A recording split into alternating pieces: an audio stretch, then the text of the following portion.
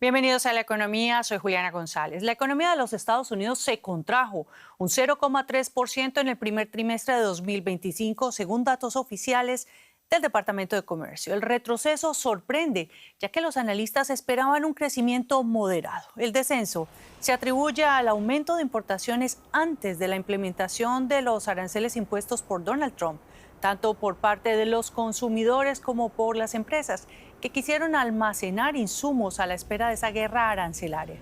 Esta es la primera contracción en 3 años y coincide con la llegada al poder de Trump, que abrió un proceso de incrementos arancelarios a nivel global, recortes en el gasto federal y anuncios de rebajas de impuestos. El presidente culpó a su antecesor, Joe Biden, por los malos datos y pidió paciencia.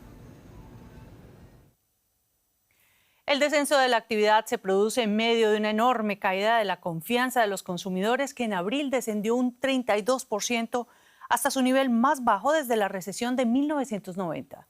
En la reunión de gabinete celebrada este miércoles para celebrar los primeros 100 días de su retorno al poder, Trump atribuyó la desaceleración a Joe Biden. Escuchemos.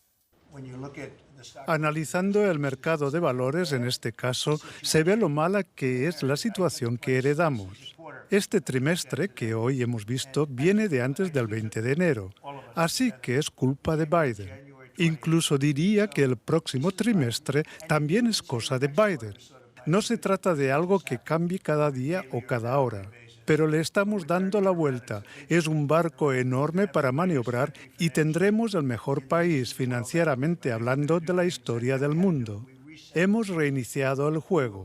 Todos y cada uno de los países nos estaban estafando, casi sin excepción.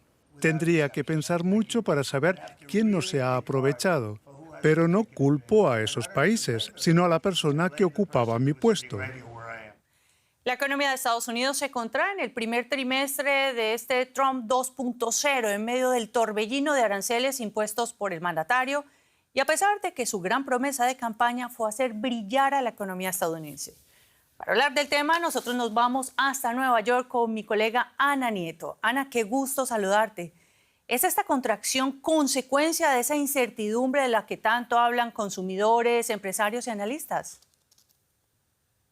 Hola Juliana, sí, el caos y la incertidumbre arancelaria han sido el freno de una economía que de otra manera habría mantenido un ritmo de crecimiento sólido como el de los últimos años, con un cierto enfriamiento que ya se veía notando, pero con crecimiento. Por ejemplo, el consumo privado, que es el motor del PIB, ha crecido a un ritmo del 1,8%, algo menos que en el último año y medio, pero en positivo. El gasto del gobierno se ha contraído y podría haber restado a ese crecimiento, pero se ha visto compensado por una mayor inversión empresarial. Pero el detalle de las cifras iniciales, que se van a revisar 2 veces, refleja un aumento sin paralelo, sin precedente de las importaciones para tratar de evitar los aranceles que se han estado anunciando durante estos 100 días, para tratar de evitar estos sobreprecios. Además, los consumidores han adelantado algunas de las compras de bienes duraderos. Ese incremento de las importaciones ha restado 5 puntos porcentuales al crecimiento y mandado a la economía a esta contracción. Trump, que está celebrando los logros de estos 100 primeros días, ha echado la culpa a Biden, como dices, por dejarle una mala herencia económica, pero este dista de ser y mucho el consenso de los analistas en el diagnóstico. Ana, así es, Trump rechaza su responsabilidad y, lo dicho, ha echado la culpa de la marcha de los mercados a su predecesora, Joe Biden, tras esta reacción negativa inicial ante el Producto Interno Bruto. Pero ¿cómo se vive la incertidumbre en los mercados actualmente? Pues el balance de los 100 primeros días de Trump se lee en la evolución del índice de referencia S&P 500, que ha recogido una pérdida del 9% en este periodo, el peor desde el año 1974. Y las empresas siguen mirando con incertidumbre, que pesa en sus decisiones de inversiones, de contratación, y se va a mantener así. De hecho, un número cada vez más importante de compañías están retirando sus previsiones, tanto trimestrales como anuales, dada la situación abierta que hay para el año. General Motors la retiró ayer, Snap la ha retirado hoy, JetBlue, todas las aerolíneas las están retirando, Kraft, porque no saben realmente cómo calcular la situación negociación arancelaria sigue abierta y hasta el 9 de julio no acaba la pausa de estas negociaciones. Estaremos pendientes de estas negociaciones. Ana Nieto, muchas gracias por estos análisis desde Nueva York. Gracias, Juliana. Y nosotros seguimos hablando de aranceles porque esas nuevas medidas que aligeran los aranceles a la industria automotriz anunciadas por el presidente Donald Trump son un avance para México, así lo dijo este miércoles la presidenta de ese país. México es uno de los países más vulnerables a los aranceles de Trump, ya que el 80% de sus exportaciones van a los Estados Unidos, su mayor socio comercial. Y el sector automotor tiene vital importancia para el país. Sedes de varias grandes fábricas como Ford y General Motors e importantes proveedores de autopartes. El martes, Trump firmó un decreto que limita el impacto de los aranceles a esta industria. Con los cambios, la tarifa aduanera del 25% para un vehículo importado no se sumará al 25% aplicado al acero y al aluminio. Por lo pronto, la presidenta Sheinbaum se mostró aliviada. Escuchemos. Lo que se publicó en marzo para automotrices ya daba una ventaja competitiva para México. Con lo que se publica ayer hay una ventaja competitiva adicional. Entonces es todavía algo benéfico para nuestro país. Todavía obviamente pues nosotros buscamos mayores beneficios y mayor claridad para poder conocer cuáles son las ventajas que se publican el día de ayer.